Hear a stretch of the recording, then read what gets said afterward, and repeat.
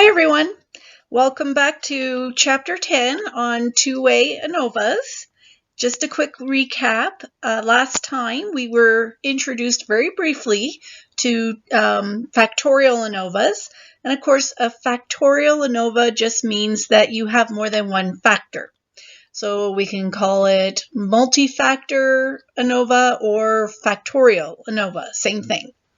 And in this class, we are going to focus on factorial ANOVAs that are two-way. So in other words, we're looking at the effect of two independent variables simultaneously, all in the same analysis, on the dependent variable. I gave you an example of a two-way ANOVA, and you're looking at it here. So in this particular example, our two factors are hemispheric dominance and marijuana.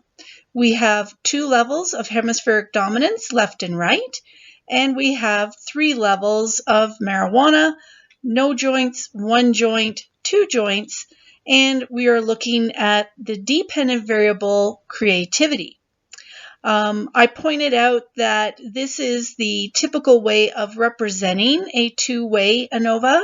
In other words, you're going to draw a box like I have here, and it doesn't matter if you put hemispheric dominance up here and marijuana on the side, or we could reverse them. All we're doing is we're changing the number of rows and columns, right? But it doesn't change anything about the analysis or how it's interpreted. So up here, I have everybody in the left group. The left hemispheric dominant group is in this column, and everybody who is right hemispheric dominant is in this next column. And then if you want to look at the different rows to represent marijuana, this row contains everybody who got no joints. This row has everybody who got one joint, and this row here has everybody who has two joints. Now, the reason why this is a two-way independent ANOVA is because each level of each factor is between subjects. How do I know that? Well, we can see just by looking at the subject names. So instead of using actual names like Tom, Dick, and Harry, I just have numbers, okay, to represent different people. So if we first look at hemispheric dominance and we ask ourselves, well, who is in this left HD group? We can see it's subjects 1 through 15. Who is in the right hemispheric dominant group? It's subjects 16 through 30. So these people here are an entirely different set of people compared to the people over here. So that makes hemispheric dominance between subjects. Then if you look at marijuana, we ask ourselves the same thing.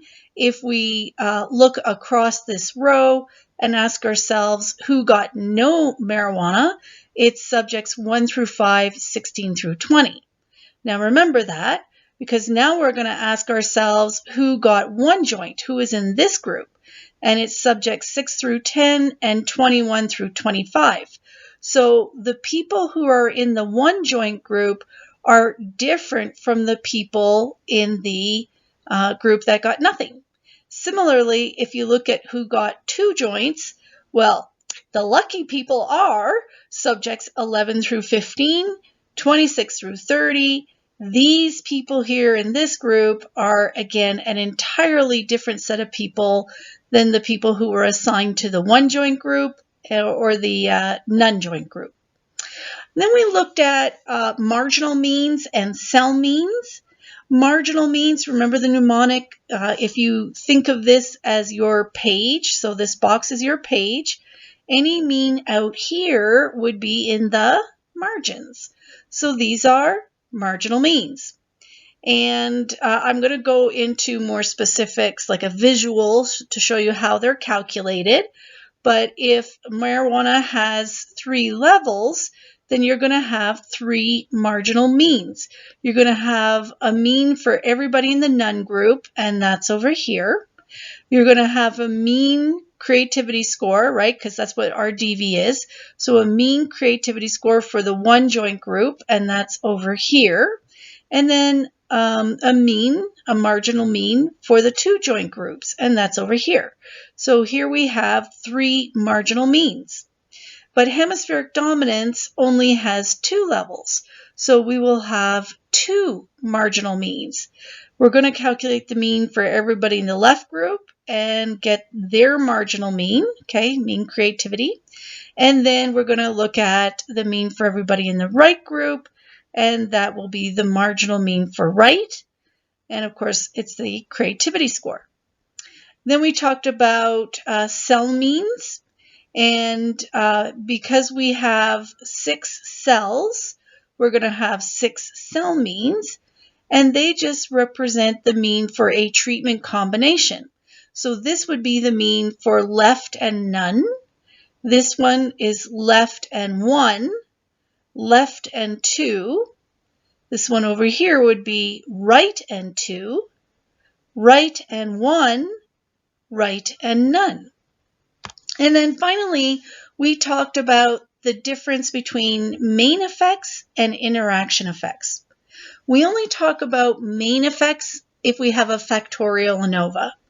So in other words, if you have a single factor ANOVA, that means you're just looking at one independent variable.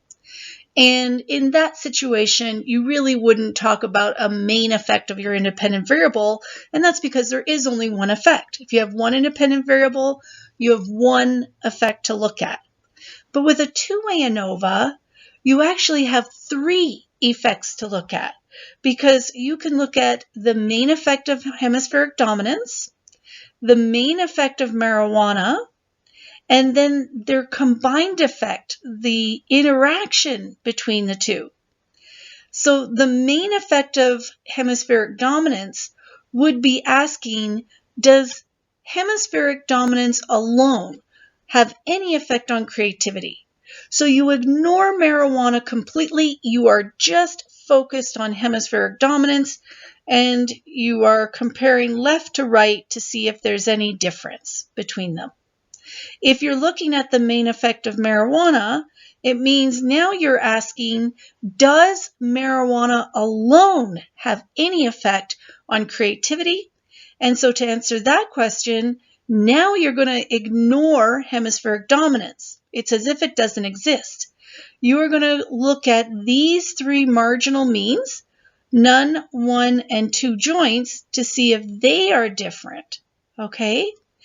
And then the third effect is the interesting one, and that is the one that we cannot test if we have only one factor, and that is an interaction effect. If you're going to look at an interaction effect, it means you're looking at the combined effect of 2 or more factors, 2 or more independent variables. So if you only have one independent variable, then how can you look at an interaction effect? By definition, you can't. You have to have, remember, 2 or more independent variables to see an interaction effect.